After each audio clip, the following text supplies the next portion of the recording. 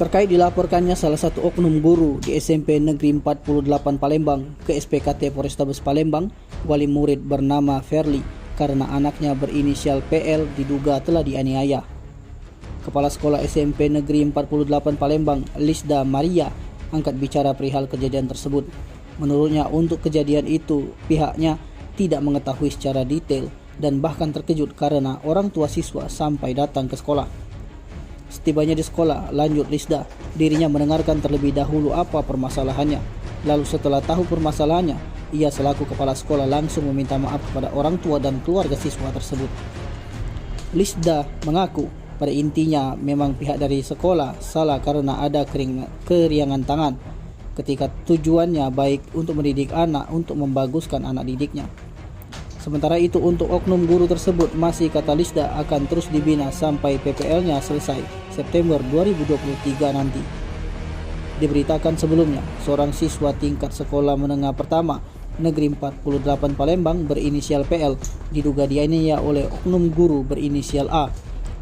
Mendapati kabar tersebut, anaknya dianiaya, orang tuanya bernama Ferli melapor ke SPKT Polrestabes Palembang. Jadi kejadian itu sebenarnya kami tidak tahu, itu terkejut, memang terkejut sih karena orang tua sudah langsung datang ke sini. Tapi sebagai kepala sekolah, saya dengan ditelepon itu saya langsung meluncur ke sini ke sekolah menemui orang tua dan keluarganya. Jadi saya mendengarkan dulu apa masalahnya. Kemudian setelah saya tahu permasalahannya itu saya langsung minta maaf karena berhubungan guru saya yang mengajar itu kebenaran PPL. Jadi mereka memang masih latihan mengajar. Jadi baru pertamanya mereka latihan mengajar. Jadi belum ketemu yang seperti itu. Mungkin itulah mereka terkejut dan akhirnya ada tindakan kehilapan mereka. Nah kemudian ya saya telepon, saya minta konfirmasi dengan mahasiswanya dan besoknya juga saya kumpulkan siswa-siswa yang berhubungan dengan kelas yang diajarnya itu. Jadi saya tahu ini permasalahannya ini mana yang benar mana yang salah. Yang intinya memang kami salah karena sudah pakai tangan.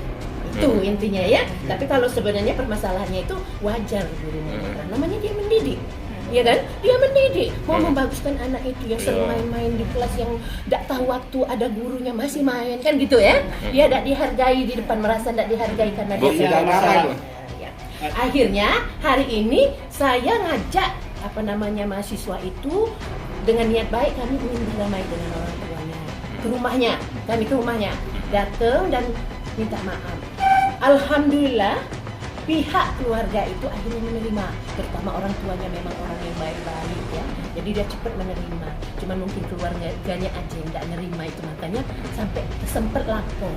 Itu yang saya sangat sesalkan itu karena sudah terlapor itu ya, mestinya kan kita bisa itu. Untuk yang guru itu Bu, tindakan dari sekolah? Ya jelas kami bina.